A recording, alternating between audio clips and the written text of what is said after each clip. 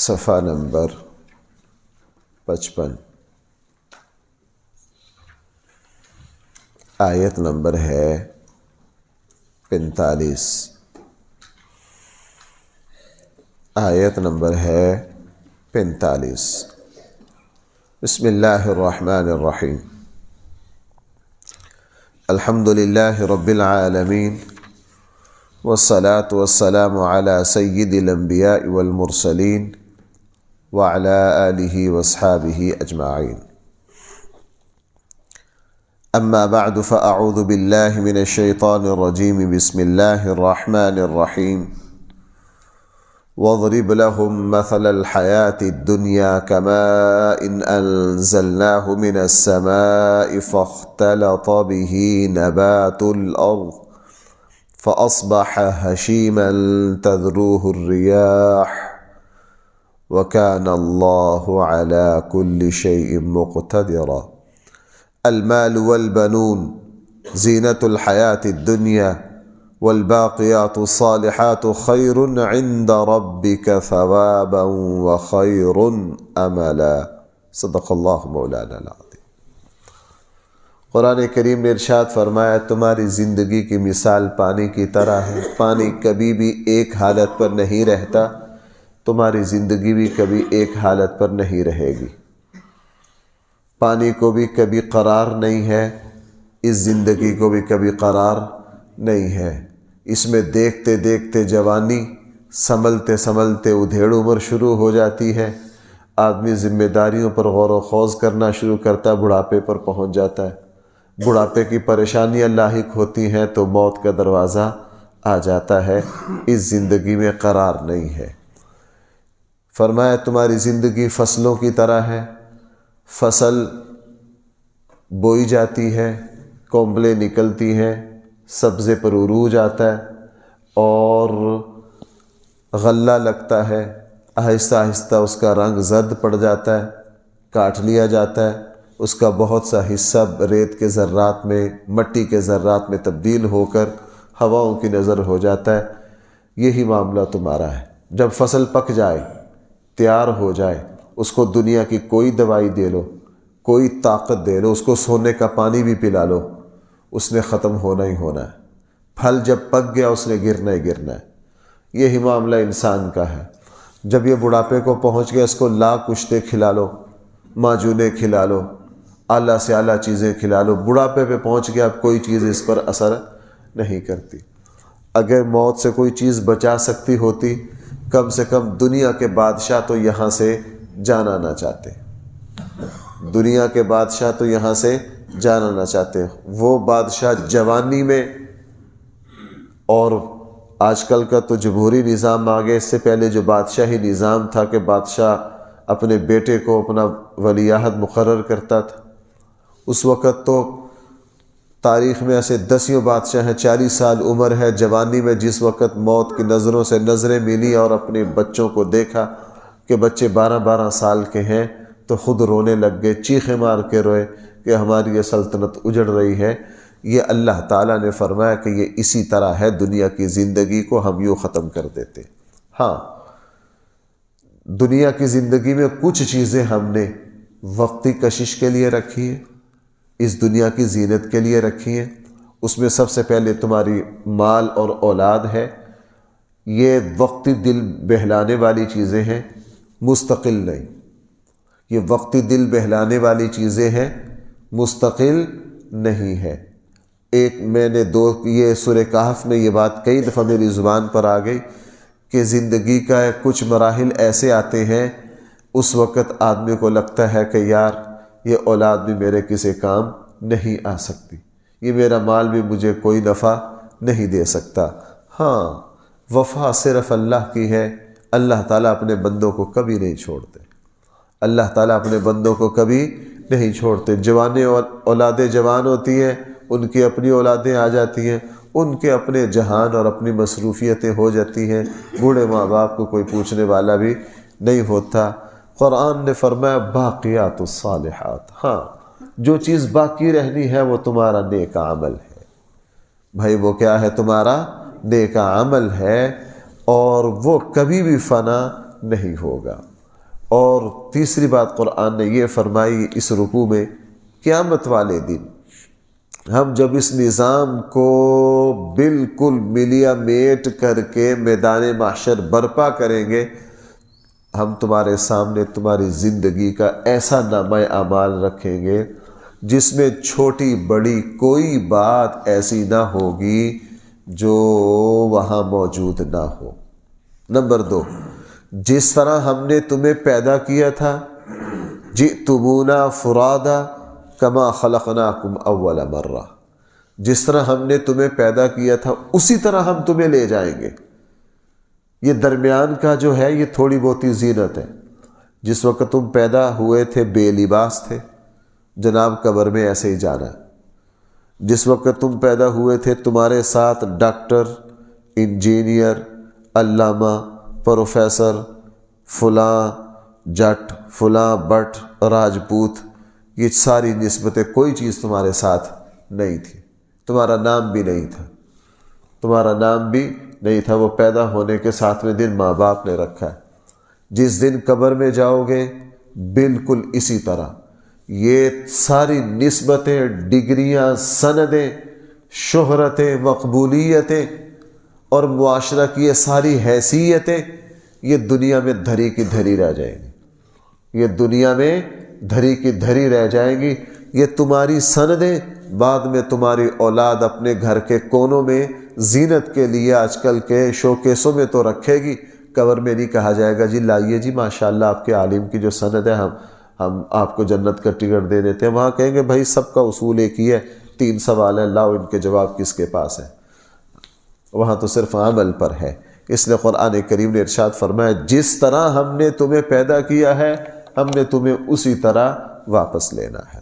ذرا الفاظ دیکھیے، فرمایا وَاضْرِبْ لَهُمْ مَثَلَ الْحَيَاةِ الدُّنْيَا، اے نبی صلی اللہ علیہ وسلم، لہم لوگوں کے سامنے، مثل الحیات الدنیا دنیا کی زندگی کی مثال بیان کیجیے، کما دنیا کی زندگی کی مثال پانی کی طرح ہے، انزلناہ من السماء جس کو ہم آسمان سے اتارتے، فاختلط بہ نبات الارض پھر اس بارش کے پانی سے زمین کی اگنے والی چیزیں مل جاتی ہیں، مکس ہو جاتی ہیں، فاصبح ہشیما اور پھر کچھ دنوں کے بعد وہ ریزہ ریزہ ہو جاتی ہے، تذروہ الریاح جس کو ہوائیں اڑائیں پھرتی ہیں، وَكَانَ اللَّهُ عَلَى كُلِّ شَيْءٍ مُقْتَدِرًا اللہ جل جلالہ ہر چیز پر 100% قادر ہے۔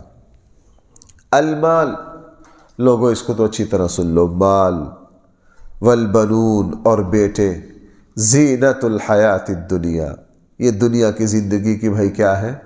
زینت ہے۔ والباقیات الصالحات اور باقی رہنے والے نیک عمل، خیر عند ربک بہت ہی بہتر ہے تیرے رب کے پاس، کس اعتبار سے؟ ثواباً ثواب کے اعتبار سے، وخیر عملا اور امید کے اعتبار سے، اور کس اعتبار سے؟ امید کے اعتبار سے۔ وَيَوْمَ نُسَيِّرُ الْجِبَالَ لوگوں اس دن کو یاد رکھو، نُسَيِّرُ الْجِبَالَ جس دن ہم پہاڑوں کو چلائیں گے، پھیر دیں گے، جن پتھروں کو تم ہلا نہیں سکتے یہ یوں ذروں کی طرح، روئی کے گالوں کی طرح اڑتے پھریں گے۔ وَتَرَى الْأَرْضَ بَارِزَةً آپ دیکھیں گے زمین کو بالکل چٹیل میدان، اب ایسا بلڈوزر تو کیا ہمارا بس ایک ہی جھٹکا چاہیے۔ وَحَشَرْنَاهُمْ ہم سب کو جمع کر لیں گے، فَلَمْ نُغَادِرْ مِنْهُمْ أَحَدًا ہم لوگوں میں سے کسی کو نہ چھوڑیں گے، ہم کسی کو بھائی چھوڑیں گے۔ وَعُرِضُوا عَلَىٰ رَبِّكَ صَفًّا اور تمہیں پیش کیا جائے گا اپنے رب کے سامنے صف در صف، اللہ کے سامنے تمہیں یوں پیش کیا جائے گا، اللہ کی بارگاہ میں حاضر ہوگی، ایمان والوں کی صفیں الگ، کافروں کی الگ، پھر ایمان والوں کی صفوں میں بھی شہداء الگ، صلحاء الگ، اللہ کے نام پر خرچ کرنے والے الگ، مؤذنین الگ، حافظین قرآن کے حافظ الگ. لقد جئتمونا، یہ جملہ بہت عبرت والا ہے. یقیناً ہم تمہیں لے آئیں گے کما خلقناکم اول مرہ، جس طرح ہم نے تمہیں پہلی مرتبہ پیدا کیا تھا. جس طرح دنیا میں آئے تھے ہم تمہیں اسی طرح واپس. اور میں نے عرض کیا ہمارے چاہنے نہ چاہنے سے کچھ نہیں ہوتا. موت کا سسٹم بتاتا ہے کہ انسان کتنا عاجز و بے بس ہے. موت کے مراحل جب شروع ہوتے پھر انسان کو لگتا ہے میں کتنا عاجز اور کتنا بے بس ہوں. بل زعمتم، بلکہ تم تو یہ سمجھتے تھے الن نجعل لکم موعدا، کہ یہ قیامت کا دن کبھی آئے گا ہی نہیں. چونکہ قرآن بار بار کہہ رہا کافر سب سے زیادہ انکار کس کا کرتے ہیں بھائی؟ مرنے کے بعد کی زندگی. ووضع الکتاب، تمہارا نامہ اعمال پیش کر دیا جائے گا. تمہارا نامہ اعمال. فَتَرَ الْمُجْرِمِينَ، پھر جب دیکھیں گے نا مجرم اس کو، مشفقین مما فیہ، جو کچھ نامہ اعمال میں ہوگا اس کو دیکھ کر کانپنے لگ جائیں گے. میں نے پچھلے سے پچھلے جمعے میں وہ حدیث سنائی تھی. رسول اللہ صلی اللہ علیہ وسلم نے فرمایا اللہ بعض حساب و کتاب کی، اصل میں مختلف کیفیتیں ہیں حساب و کتاب کی. قرآن میں کہیں کئی کیفیت ہے، کہیں ایک مرحلہ ہے، کہیں دوسرا، مختلف کیفیتیں. ایک کیفیت یہ ہوگی اللہ تعالیٰ ایک بندے کو حساب و کتاب کے لیے سامنے بلائیں گے. اللہ اور بندے کے درمیان کوئی ترجمان نہیں ہوگا، اور وہ اپنے عملوں کو ایک طرف دیکھے گا اور دوسری طرف جہنم کی آگ کو دیکھے گا. دوسری طرف کس کو دیکھے گا؟ اور حدیث میں ہے کہ یوں کانپ رہا ہوگا جس طرح بکری کا بچہ پیدا ہوتے ہی آپ نے دیکھا اس کی ٹانگوں میں جان نہیں ہوتی، وہ آگے سے اٹھتا ہے پیچھے سے گر جاتا ہے، پیچھے سے اٹھتا ہے آگے سے گر جاتا ہے، ادھر کو جانا چاہتا ہے ادھر گر جاتا ہے، اور ادھر کو جانا چاہتا ہے دوسری طرف گر جاتا ہے. کبھی بکرے کے بچہ جب پیدا ہونا تو اس کی کمزوری اور اس کا الٹا سیدھا ہونا دیکھیے. فرمایا وہاں یہ کیفیت ہوگی. بھائی وہاں کیا ہوگی؟ یہ کیفیت ہوگی جس کو قرآن کہہ رہا ہے مشفقین مما فیہ. اس نامہ اعمال کو پڑھ کے یوں کانپیں گے. ما لہذا الکتاب، تعجب سے کہیں گے یہ کیسی کتاب ہے؟ لا یغادر صغیرۃ ولا کبیرہ، نہ اس نے کوئی چھوٹی بات چھوڑی نہ اس نے کوئی بڑی بات چھوڑی. الا احصاہا، ہر بات کو شمار کر کے رکھ دیا. سارا ریکارڈ کیا کر دیا ہے، کوئی بات رہی ہی. بھائیو دیکھو اللہ تعالیٰ یہ بات مجھے اور آپ کو پہلے بتا رہے ہیں، اور میں بار بار آپ حضرات سے یہ بات عرض کر رہا ہوں، اللہ تعالیٰ کے یہاں بندوں کے معاملات معاف نہیں ہوں گے. بھائی بندوں کے معاملات معاف نہیں ہوں گے. حقوق العباد کی معافی کا کوئی راستہ نہیں. میں نے اس پر دو باتیں وہاں ناقابل معافی ہیں. توحید میں خلل، بندوں کے حق میں خلل، یہ وہاں ناقابل معافی ہے. ابھی فجر کی نماز پڑھی، توجہ رہی نہیں رہی، پوری رہنی چاہیے تھی لیکن توجہ ادھر ادھر ہوگی. اس طرح کی کو اللہ کہے گا چلو کوئی بات. شہید جس کی اتنی فضیلتیں، ایک جنگ میں ایک صاحب شہید ہوئے، لوگوں نے کہا فلاں بھی شہید ہو گئے جنت میں چلے گئے. حضور نے فرمایا نہیں گئے. اللہ کے نبی نے کیا فرمایا؟ کیوں؟ اور ایک چادر کی خیانت کی وجہ سے ان کی جنت کا داخلہ روک دیا گیا. انہوں نے مال غنیمت میں سے ایک چادر لی تھی بغیر اجازت کے. ان کا جنت کا داخلہ، شہادت کی ساری منزلیں کیا کر دی گئی ہیں؟ روک دی گئی ہیں. اس لیے بھائیوں زندگی میں اپنے معاملات کو ہم سب درست رکھیں، اپنا لین دین صحیح رکھیں، کسی کا کوئی حق ہمارے ذمے نہ ہو. معاملات کا دین ہم نہ بیان کیا گیا نہ اس کو ہم سننا چاہتے، نہ ہم اس کو سننا چاہتے. اس لیے معاملات کا دین ہمارے اندر سے بالکل رخصت ہو گیا۔ ہاں عبادات کچھ نہ کچھ ہیں، عبادات کچھ، اس لیے آپ بازار میں، مسلمانوں کے بازار میں آنکھیں بند کر کے جا نہیں سکتے، آپ کے کپڑے بھی اتروا لیں گے، آپ کی کھال بھی نوچ لیں گے، آپ کے کھال بھی نوچ لیں گے۔ ہمارے یہاں حرام نفع خوری، زبان کو ایک ایسا خون لگ گیا ہے، وہ بعض میں چیزیں سمجھ میں آتی ہیں، یار یہ چیز اصل قیمت کیا ہے، اس کی 6 گنا بڑھا کے قیمت لے رہے، اور ظلم یہ ہے کہ اوپر 6 قسمیں بھی کھا رہے ہیں۔ نہیں جی، بڑی مناسب قیمت، لفظ سنانا مناسب میں مل جائے گا، اور وہ مناسب تمہارا ہے کیا؟ یہ چیز 1000 کی لے کے 15,000 کی دے رہے ہو، یہ مناسب ہے؟ یہ حوث تو کبھی بھی پوری نہیں ہوگی۔ معاملات کو بھائی صحیح رکھنا، لین دین کو صحیح رکھنا۔ صحابہ اکرام کے یہاں بڑی بڑی عدالتیں نہیں تھے، ان کے کیس عدالتوں میں نہیں جاتے تھے۔ بھئی آپ حضرات میری بات سن رہے ہیں؟ ان کا کیا تھا، دو میں جھگڑا ہو گیا نا، تو دونوں آپس میں بیٹھتے، کہتے یار ہم دونوں کسی ایک پر متفق ہوئے، جو فیصلہ کرے وہ منظور۔ حضرت عمر رضی اللہ عنہ خلیفہ وقت ہے جی، حضرت عمر سے بڑا عدل کسی کا ہو سکتا ہے؟ خلیفہ وقت ہے۔ ایک معاملے میں ان کو اور ایک دوسرے صحابی کا معاملہ ہو گیا۔ اب حضرت عمر خود فیصلہ اس لیے نہیں کر سکتے کہ خلیفہ ہے، معاملہ اپنا ہے۔ اس صحابی سے کہا یار کسی تیسرے کے پاس چلتے، یہ کون جا رہا ہے 22 لاکھ مربع میل پر حکومت کرنے والا؟ حضرت عبد الرحمن بن عوف طے ہو گئے، عبد الرحمن بن عوف کے پاس جاتے ہیں۔ ان کو کہا بھائی ہمارا یہ جھگڑا ہے، اس میں جو انصاف ہے وہ فیصلہ کر دیجیے، جو انصاف ہے وہ فیصلہ کر دیجیے۔ حضرت عبد الرحمن بن عوف نے ساری بات سن کے فیصلہ کر دیا۔ خلیفہ وقت کے تھوڑا سا فیصلہ خلاف تھا، حضرت عمر نے فرمایا بالکل ٹھیک ہے، جیسے آپ نے فیصلہ کیا ویسے، جیسے آپ نے فیصلہ کیا۔ آپ کو پتہ ہے جس وقت حضرت عمر نے 6 بندے نامزد کیے تھے، ان کا فیصلہ ہو گیا تھا کہ نہیں؟ آج کے زمانے میں ہو سکتا تھا فیصلہ؟ آج کے زمانے میں فیصلہ ہو سکتا تھا۔ اور اب ہم کسی کا فیصلہ، میں شروع میں مجھ سے یہ 1-2 مرتبہ غلطی ہوئی ہے، لوگوں کے فیصلے میں بیٹھا ہوں۔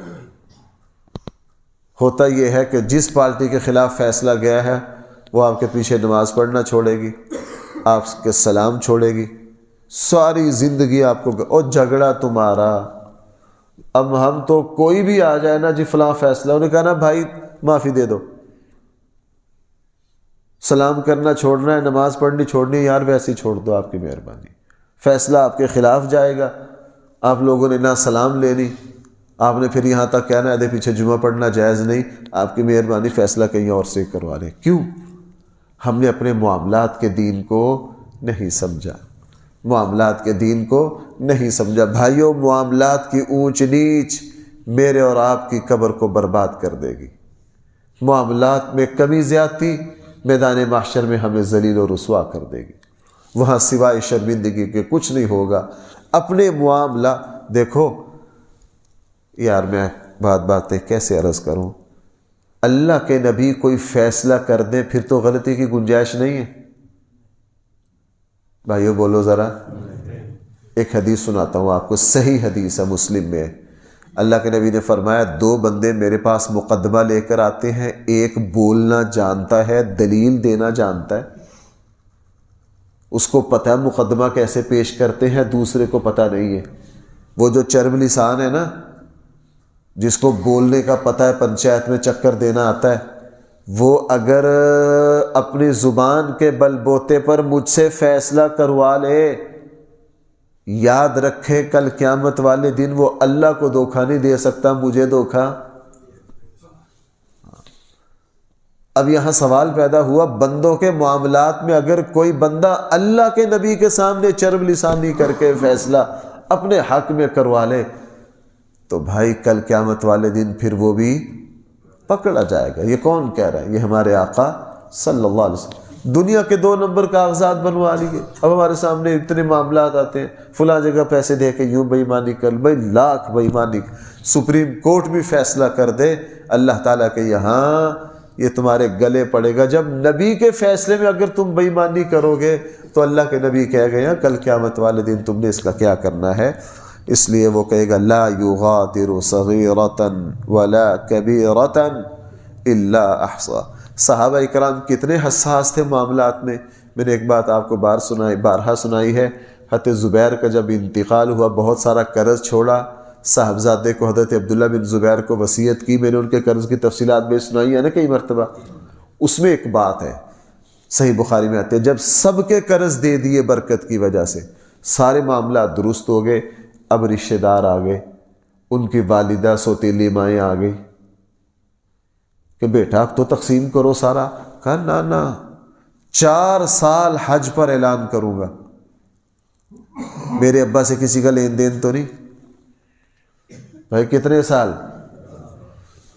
4 سال. عبداللہ بن زبیر 4 سال عرفات میں کھڑے ہوتے ہیں. لوگوں تم سب کو پتہ ہے میرے والد حضرت زبیر دنیا سے رخصت ہو گئے اور ان کا پورے عرب سے لین دین تھا. وہ بذات خود ایک بہت بڑا بینک تھے. میں نے سب کے قرض دے دیے. اگر کوئی باقی ہو اپنا حساب پیش کرے. 4 سال جب پورے عالم اسلام میں کوئی بندہ نہیں بولا پھر اپنی والدہ سوتیلی مائیں سب کو بلایا اور پھر تقسیم کی. پھر کیا کیا بھائی؟ یہاں اس کو تقسیم کیا. بہرحال قرآن کریم کہہ رہا ہے وَيَقُولُونَ يَا وَيْلَتَنَا.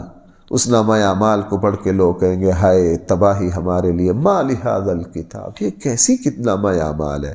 لا یغادر صغیرہ. اس نے نہ کوئی چھوٹی بات چھوڑی ولا کبیرہ نہ کوئی بڑی بات چھوڑی. الا احصاها. سارا کچا چٹھا شمار کر کے رکھ دیا. وَوَجَدُوا مَا عَمِلُوا حَاضِرًا. لوگوں نے جو کچھ عمل کیے ہوں گے اس کو وہاں موجود پائیں گے. وَلَا يَظْلِمُ رَبُّكَ أَحَدًا. تیرا رب اس دن کسی پر کوئی ظلم نہیں کرے گا. اللہ تعالی ہم سب کو صحیح فہم عطا فرمائے. الحمدللہ رب العالمین والصلاة والسلام علی سید المرسلین وعلى آلہ واصحابہ اجمعین. ربنا آتنا فی الدنیا حسنہ وفی الآخرۃ حسنہ وقنا عذاب النار. بھائی ہمارے درس کے کئی شریک موسمی اثرات کی وجہ سے بیمار ہیں. کئیوں نے دعا کا کہا ہے. سب کے لیے دعا کر دیجیے. اللہ تعالیٰ سب کو شفا عطا فرمائے. اللہ تعالیٰ سب کو شفا عطا فرمائے. مولا کریم ہماری جتنی زندگی ہے ہم سب کو شفا اور تندرستی عطا فرمائیے. اے اللہ عاجز کر دینے والے مرض سے ہم سب کی حفاظت فرمائیے. اے اللہ عاجز کر دینے والے مرض سے ہم سب کی حفاظت فرمائیے. مہلک امراض سے اے اللہ ہم سب کی حفاظت فرمائیے. اے اللہ جو ہمارے بھائی اس طرح کے سنگین امراض میں مبتلا ہو گئے ہیں اے اللہ ان پر اپنا فضل فرمائیے. ان پر اپنا کرم فرمائیے. صلی اللہ تعالی علی خیر خلقہ سیدنا مولانا محمد وآلہ واصحابہ اجمعین برحمتہ.